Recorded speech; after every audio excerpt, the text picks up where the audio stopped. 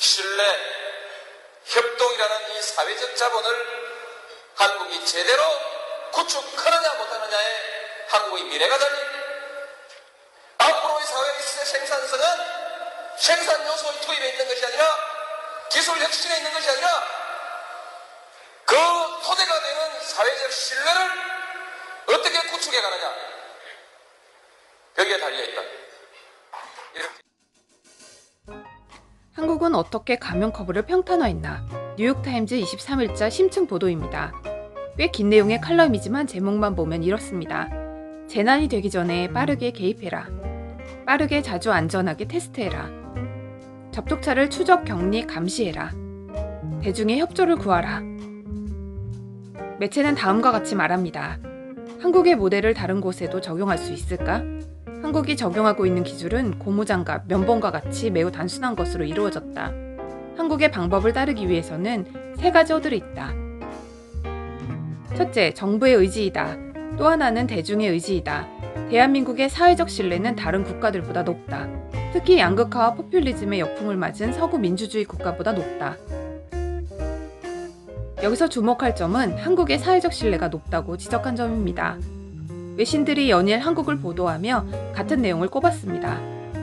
그러나 우리나라가 사회적 신뢰가 높다는 보도는 낯설기만 한데요. 그동안 한국의 사회적 신뢰가 낮다는 연구 결과에 익숙하기 때문입니다.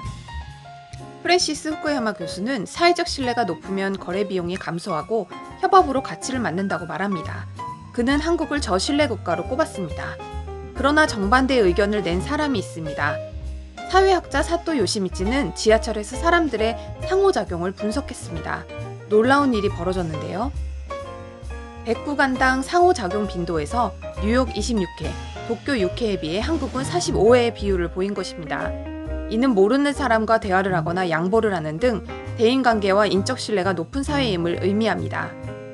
이렇듯 의외로 외국인들은 한국이 사회적 신뢰가 높다며 몇 가지 사례를 꼽습니다. 먼저 택배 문 앞에 두기입니다. 언젠가부터 택배는 문 앞에 두는 게 일상화된 한국. 외국인이 보기에 참 낯선 풍경인데요. 택배 보관함 설치나 절도 위험에 대한 큰 사회적 비용이 절감되는 효과가 있습니다. 무엇보다도 재배달 스트레스, 시간 효율 효과가 있겠네요. 둘째, 커피숍에서 자리를 비울 때 두고 가는 노트북입니다. 한국을 방문한 외국인이 가장 놀란다고 하는데요. 선진국이라 해도 고가품은 절도가 빈번하기 때문입니다. 자리에 놓인 휴대폰을 보고 외국은 휴대폰을 탐내지만 한국인은 자리를 탐낸다는 농담도 있습니다. 다음은 세계에서도 손꼽히는 치안입니다. 밤늦게까지 안전하게 거리를 활보하는 한국의 치안은 전 세계에서도 손꼽히는데요. 뿐만 아닙니다. 전 세계를 강타한 유례 없는 재난에서 유일하게 사재기가 없는 국가이기도 합니다.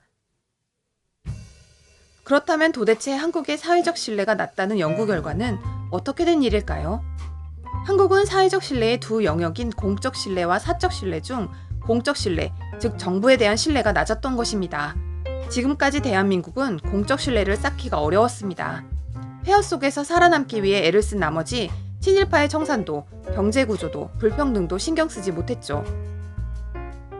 국가가 없어지고 재건되는 과정에서 생긴 낮은 공적 신뢰를 높은 사적 신뢰가 보완하고 있었다는 의미이기도 합니다.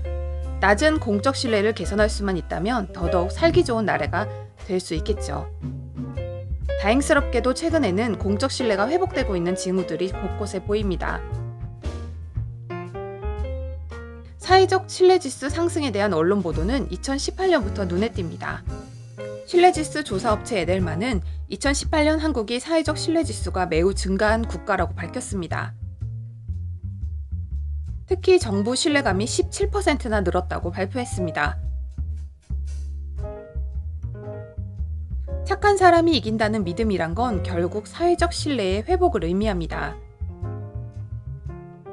공정하고 정의로운 세상은 결국 사회적 비용을 감소시키고 위기를 극복하는 힘이 됩니다.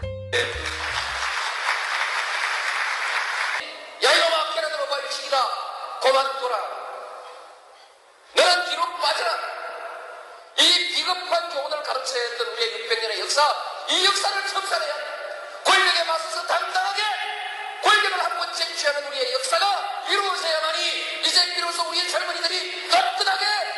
불의를 얘기할 수 있고 떳떳하게 불의에 맞설 수 있는 새로운 역사를 만들어